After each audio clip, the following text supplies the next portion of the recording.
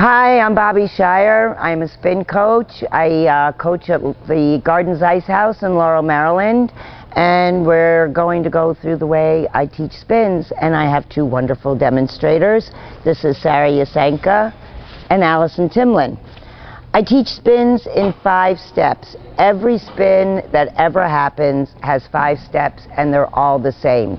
There's 2 parts to each step: the name of it and the important thing to remember. The important thing to remember is where I want the body to be on each one of those steps. It's so simple, it's brilliant, and it's so brilliant that I didn't think of it.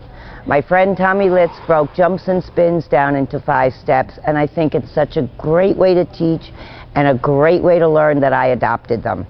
So, step number 1 I call the presentation edge, and that's going to be a 3-turn with a back crossover, and that's it. And the back inside edge that takes you to the spin. And I do this on a very specific pattern, and to get the pattern right, I put the skaters on lines. So, Sarah, Allie, you want to do just step number 1? So I have the skaters do just number 1. The important thing to remember is after the crossover, when they're on a big curve, is to let the radius of that curve get way small, and I call that the curlicue. Okay, Sarah. They're going to do a 3-turn on the line, cross away, turn those hips around, and stop. Okay? So see how the curve got small. All right. Step number 2 is the push onto the spinning foot. And I say the important thing to remember is to twist. I like the skaters to step in with the opposite hand and foot. Hand with foot also works great. I just don't use it. I think the less things you move, the less things that can go wrong. So, but you definitely want to push into the circle and let that edge run. Don't mess with it. Okay, Allie. So our 3-turn will go on the line. She's going to cross away, wait to finish that curlicue, push in, and it takes you right to the next step. Okay, Al, thanks. Step number 3, the name of step number 3 is the hook. It's the most important part of any spin. It's where we get our center and where we get the force that makes us spin.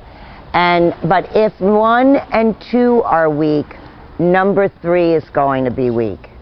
We need to have 3 specific things on number 3. The first thing you need is an axis. And I think the axis is always your toe, your knee, and your belly button. It's probably your sternum, but I like the word belly button. 3 hinges have to bend: your instep, your knee, and your hip. Sarah, stand over like on your axis. So the hard one to bend is at the hip. And even though you're getting your torso out over your knee, Sarah's doing it great, you don't want to collapse, you want to extend. Okay, so now Sarah's pretty much on her axis. She is on her axis. The next thing you need is, you can relax, is everything is going to go as far away from that axis to get the force that makes us spin. If it's your arms, you want them a little bit lower than your shoulders, and you want them a little bit in front of you. Your free leg, you want to have that move. You want to release your free leg and lift it so that it's going to come around at the same height as your hip. That's going to create the widest distance from your force power to your axis. All right? The scientific word for that force, I don't know, I get a lot of this, centrifugal, inertia moving out. I named it George. At the hook is where you get him. The fatter the George you get, the smaller the space you squeeze him into, the faster you're going to go. And the third thing, so we need our axis, we need to get Fat George, and the third thing, and especially for beginners, this is the one they forget to do, and even the other skaters too.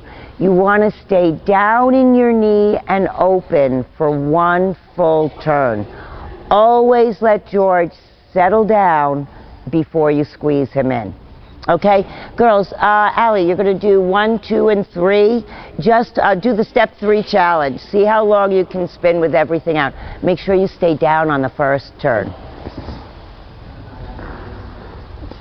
And out, around, good. And up. Arms a little farther forward, right. Good, Allie, and out. Good. That was a good example. Very good. Okay, so that's 1, 2, and 3. 4 is the spin. It's pretty evident. We want to center, and you want line and speed. And I try to impress upon the skaters, there's no point in doing a really fast spin if it's ugly, and there's no point in doing a really beautiful spin if it's too slow. So you want line, a center first, and then line and speed. And number 5 is the exit. And you always want to exit with style, whether it's the best spin you ever did or the worst spin you ever did. Every spin you do, you want to give a big push away from that spin. You want to get that in your best landing position. You want to get that into your muscle memory so that when you do programs, they'll flow better. Okay? All right, should we do a scratch spin?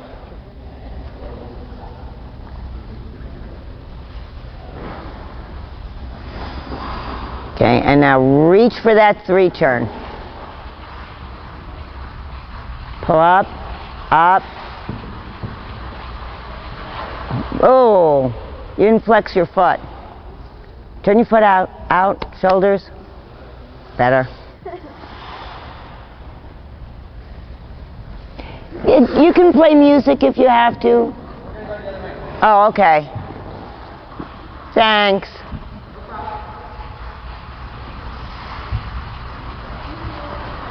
It's a little better.